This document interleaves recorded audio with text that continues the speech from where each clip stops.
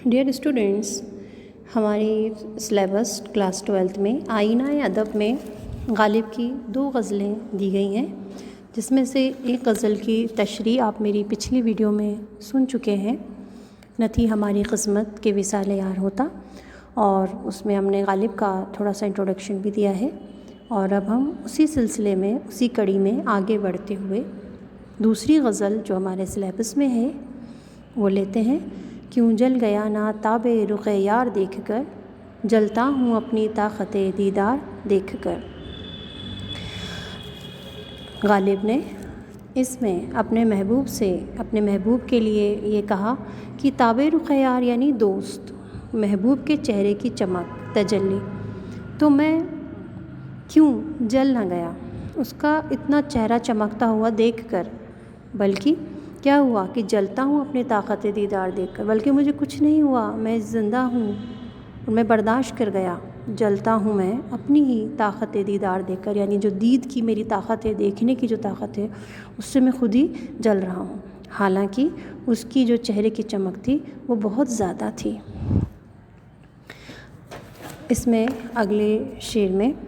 یہ فرماتے ہیں کہ شعر ہے ان کا: آتش پرست کہتے ہیں اہل جہاں مجھے، سرگرم نالا ہائے شرر بار دیکھ کر۔ غالب کہتے ہیں کہ میرا دل محبوب کے ظلم و ستم سے اتنا زخمی ہو چکا ہے کہ میرے دل سے ہمیشہ آہ و فغاں نکلتی ہے، میں ہمیشہ فریاد کرتا رہتا ہوں، دعائیاں کرتا رہتا ہوں، یعنی ہمیشہ ہی گریہ زاری یا رونا دھونا کرتا رہتا ہوں،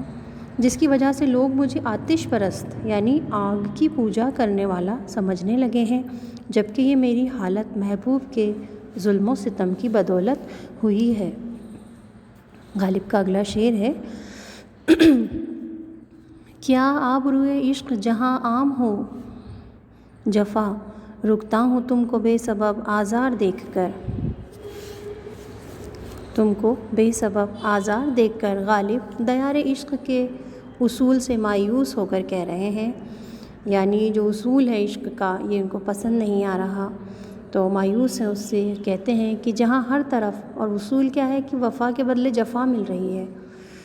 تو جہاں ہر طرف جفا جور و ستم کا چرچا ہو، وہاں عشق اور اس کی آبرو اور محبت کا رواج کیسے ممکن ہے؟ یا تو وفا کے بدلے وفا ملے گی، لیکن اگر وفا کے بدلے جفا مل رہی ہے تو سامنے والا بھی پھر جفا کرنے پر اتارو ہو جاتا ہے۔ یہی نظریہ غالب نے اپنے شعر میں کہا ہے۔ اس لیے میں تم کو بے سبب آزار دیکھ کر رک جاتا ہوں کہ یا الہی یہ کیا ماجرا ہے۔ اگلا شعر دیکھیے: آتا ہے میرے قتل کو پرجوش رشک سے، مرتا ہوں اس کے ہاتھ میں تلوار دیکھ کر۔ غالب اپنے محبوب کی ستم ظریفی کے بارے میں کہتے ہیں کہ وہ اتنا سنگ دل ہے کہ وہ ہم کو کس طرح بڑی تیزی کے ساتھ غصے میں قتل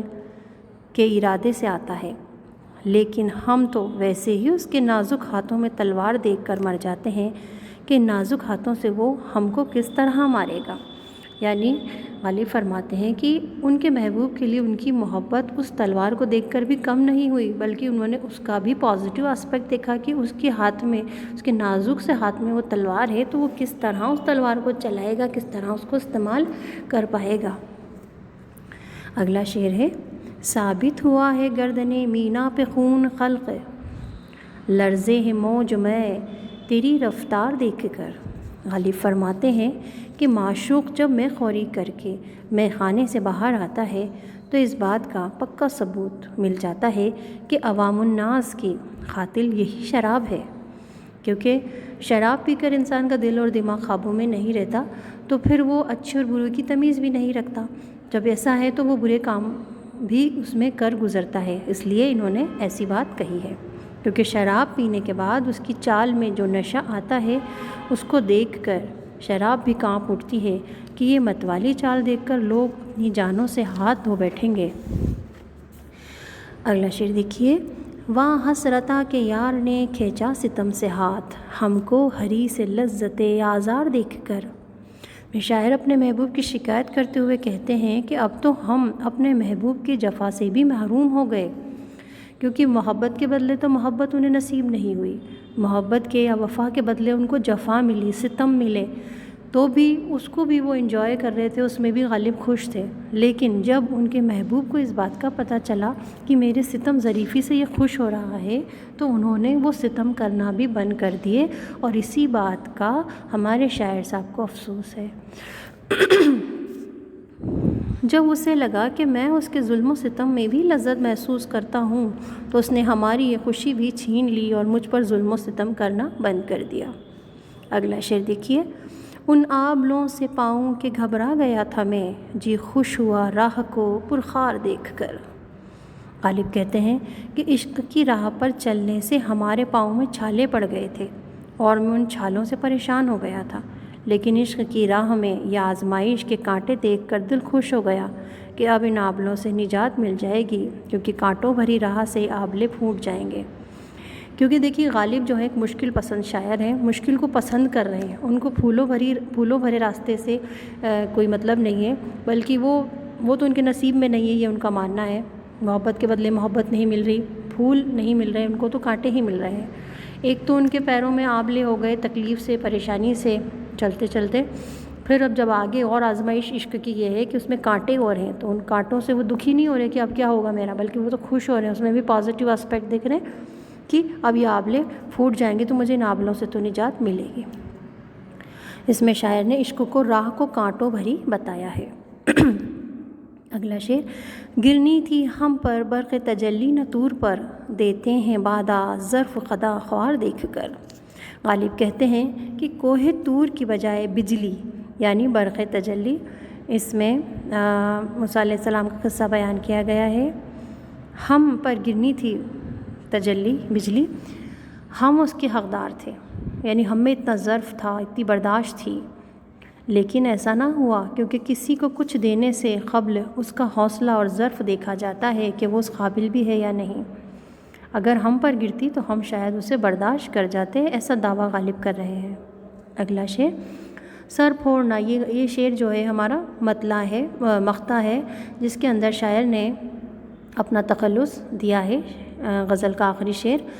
مقطع۔ سر پھوڑنا وہ غالب شوریدہ حال کا، یاد آ گیا مجھے تیری دیوار دیکھ کر۔ غزل کے اس مقطع میں غالب اپنے عشق کی ناکامی کی طرف اشارہ کر کے کہہ رہے ہیں کہ کبھی تیرے عشق میں پریشان حال غالب نے کس طرح تیری نظر التفات کے لیے تیری دیواروں پر سر پھوڑے تھے، کتنی تیری منتیں کی تھیں کہ تو ایک محبت کی نظر ہم پر، عنایت کی نظر ہم پر ڈال دے، لیکن تجھ سے اتنا بھی نہ ہوا اور ہمیں اس دیوار سے، تیری دیوار سے اپنا سر پھوڑنا پڑا۔ تو آج جب ہم اس دیوار کو دیکھتے ہیں تو ہمیں وہ اپنے تکلیف کے دن یاد آ جاتے ہیں۔ آج پھر اس دیوار کو دیکھ کر مجھے اپنا ماضی یاد آ گیا اور پرانے زخم ہرے ہو گئے۔ اس غزل کی یہ تشریح ہے، اس کو آپ اچھے سے ریڈ کریے اور تشریح کرنے کی کوشش کیجیے اپنے الفاظ میں۔ شکریہ۔